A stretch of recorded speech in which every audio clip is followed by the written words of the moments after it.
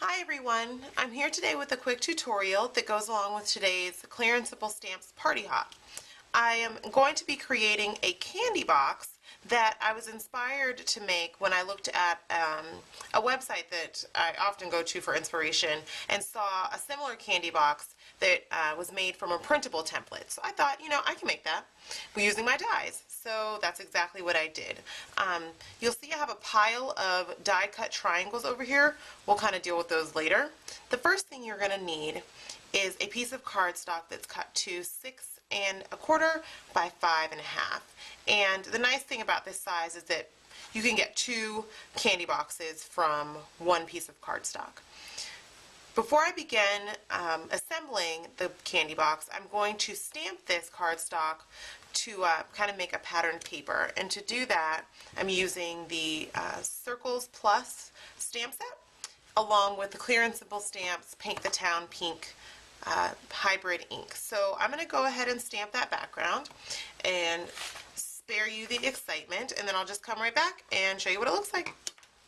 Okay, I'm all done stamping the background paper, and as you can see, the background came out beautifully, with the exception of 2 places where I just didn't do a very good job stamping. So that bothers me a little bit, so I have to fix it. And the way I'm going to fix it, the nice thing about this stamp set is that not only does it come with backgrounds, but it comes with little individual circles as well, one of which is the same size as the circles in this pattern. So I'm just going to take one of those circles, ink it up, and stamp right over my little mess-ups. And then you won't even know that they were there. You certainly don't need to do this, but I just want them to look a little bit better. Okay. With that done, the next thing you're going to do with this cardstock is score it. So I'm going to grab my scoreboard. You're going to score this along the 6 1/4 inch side, and you're just going to score every inch. So I'm going to score 1 inch, 2, 3, 4, 5, and 6, and then you're going to have an edge that's 1/4 inch long after that 6 inch score, and you do want that. You're going to use that a little later. With all of the scoring done, I'm now going to cut this.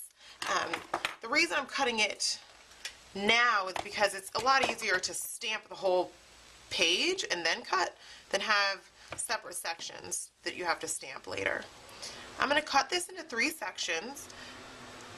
The way I'm going to do that is to cut at 1 1/4,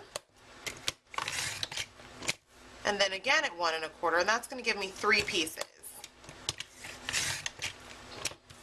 So I now have 2 1 inch and 1/4 strips along with a 3 inch strip.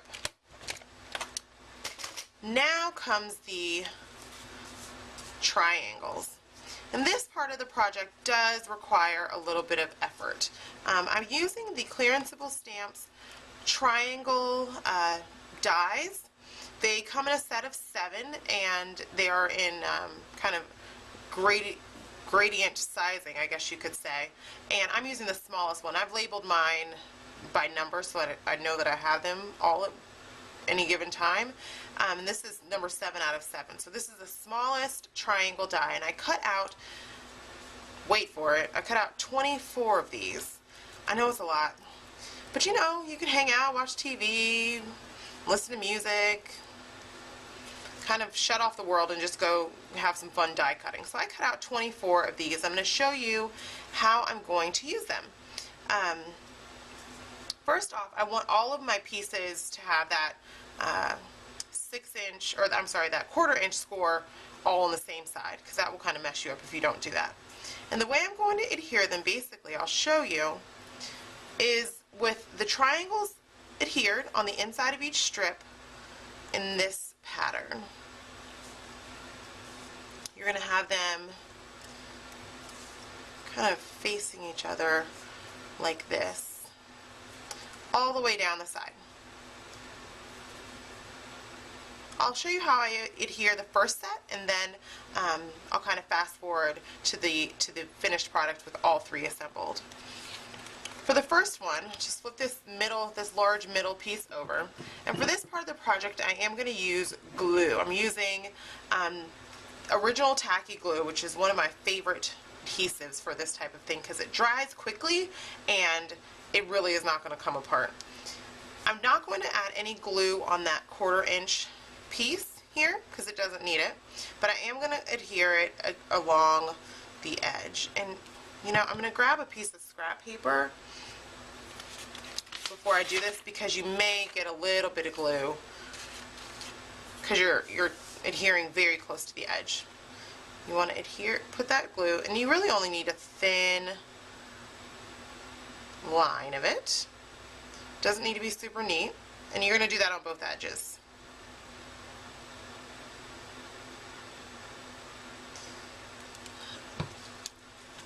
A little more here. Okay. So with the glue there, you don't need to work too quickly, but you want to adhere these triangles within each inch segment and very close to the edge. You're probably 1/8 of an inch away from the edge, just enough to get it stuck on there.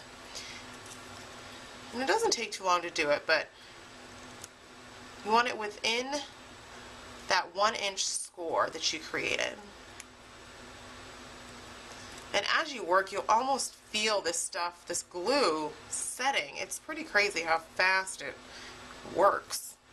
But that's the nice thing, because again, like I've said before, when you're making kind of favors that you're going to give to people, really you don't want them to fall apart. That would probably be just embarrassing. You give somebody something and the thing falls apart. So those are on well. I'm going to do the same thing on the other side. Adhere those triangles to the edge, and this needs a little more glue. There we go.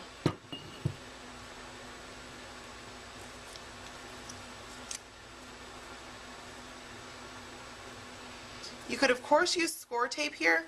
I did try a sample of this with score tape and it just did not stick the way I wanted it to. I wasn't so happy with it. It kind of started peeling up a little bit. So I really suggest go this route if you have this glue or anything like it, if you already have that. Alright, so now I have all those triangles adhered, and you can see it's a little messy, but you can clean up. That glue will dry clear, so that's okay. You can see how that's adhered. I'm going to do the same thing with these two strips on the side, and then I'll be right back to show you what all three look like before I continue.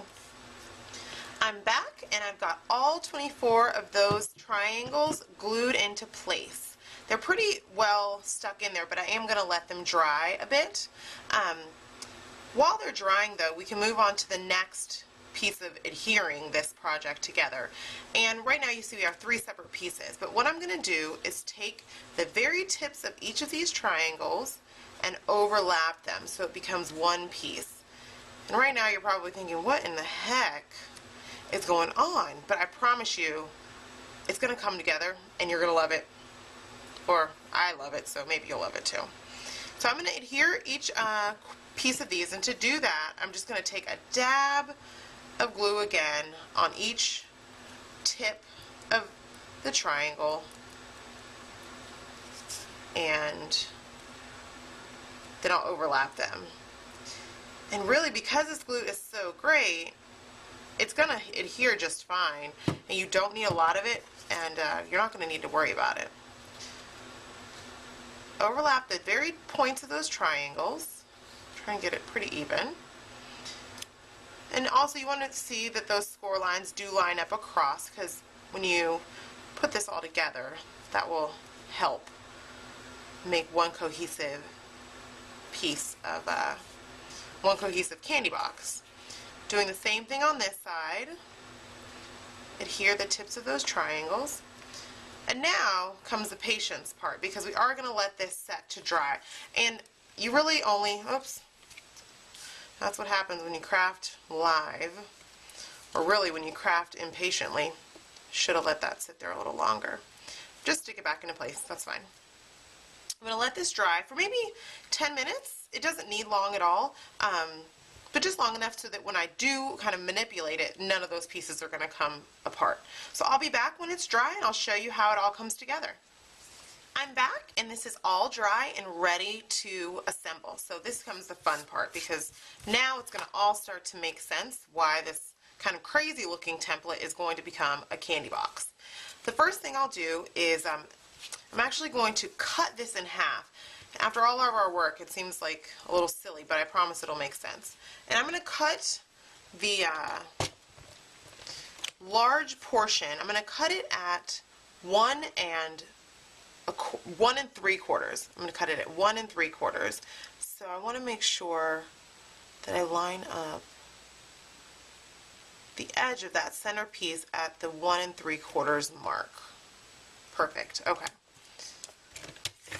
So now we have 2 pieces to our template, and I will, once we've assembled it, that'll make sense why we did that. Now I'm going to adhere a bit of score tape, or in this case I'm using simple adhesive, which is available through clearanceable stamps, and it functions exactly the same as score tape. I believe it's a bit less expensive though, so that makes it, you know, a better option as far as I'm concerned. So I'm going to put that on that 1/4 inch edge. If you'll remember, we had a little overhang of a 1/4 inch when we scored at the very beginning. Okay, those are all on there. Now I'm going to just fold along my score lines and create what is now going to be a hexagon.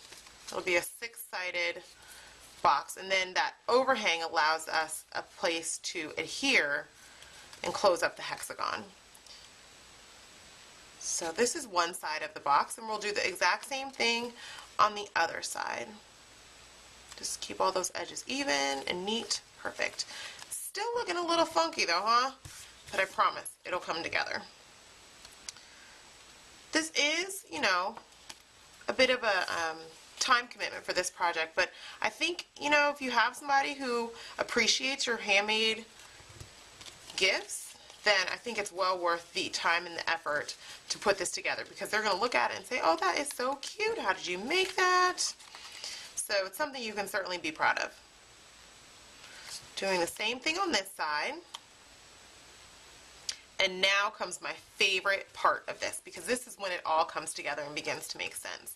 So we have 2 pieces. Actually, I'll put them this way. We have both ends are here, and then in the center we have one end that's slightly larger than the other, and I'll show you why we need that. But now is when we get to put it together and it really becomes a candy box. I'm going to use, in this case I'm using blue twine, and I'm going to tie it around the center of where I adhered those points of the triangle, and just slowly pull it together and tie it up, and that's where it begins to look like a candy box. Doesn't it look like, you know, like old-fashioned candy kind of comes in that cellophane and it twists on the ends? That's what it looks like. I'm going to tie a knot so that really stays in place, and then finish it off with a little bow. Just a quick bow. And we'll repeat this on the other end. I'll snip those ends and use the excess to do the other side.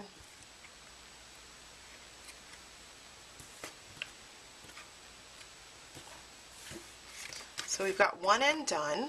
Doing the same thing on the other. Again, centering that twine or ribbon or whatever you want to use at the center of those triangles where they meet, and then slowly pulling until you get that perfect hexagon shape. There we go. So you might be able to see now why it's important that I cut the center portion of the candy box in half, because you can fill it with whatever you want and then close it up. In this case, I have some jelly beans here that I'm going to fill it up with, and I'll show you kind of how that works. So got a bow on this end as well, cut it off. All right, clean up. And so now the smaller end is going to kind of fit. You're going to do a little squeezing to fit it in, but it should fit into the other side of the, might need to pinch it a bit, but it'll fit into the other side of the candy box. Slide it into place, and there we have a little, oops, a little candy box. See now how that's come together? I think it's super adorable. And what you can do is, I've got this bag of jelly beans that I keep on hand for filling up treat boxes, and you can just dump them in. Oops. Dump them in. Squeeze that second piece into place. There we go. And it's full, and then when the person gets it, they can just take that off and eat whatever's inside. To finish this off, of course you need to put a little tag on it, right? So to do that, I'm just going to use one of my favorite punches, my oval punch, to cut out a white oval. I'm going to stamp the oval with the word candy that comes from the Clear and Simple Stamps Sweet Sentiments, I believe is the name of the set. Stamp the word candy in the center of that. And because I am a big fan of matting things like labels, I'm going to adhere the oval label to a piece of cardstock, and then just with a pair of scissors trim around it. Of course, if you have dies that come with a mat on them, you can use those. But in this case, I use the oval die, and then the oval offers a pretty good guide for cutting an even mat around the edge. I do this a lot because I do like to mat sentiments and such. And then with that done, you're just going to stick that onto the front of the candy box, and you're all finished. How cute is that? It's a little candy box made out of paper, and you know, like I said, it does take some work, but I think that the outcome is so unique, it's definitely worth it. I hope you've enjoyed, and I'll see you soon. Bye.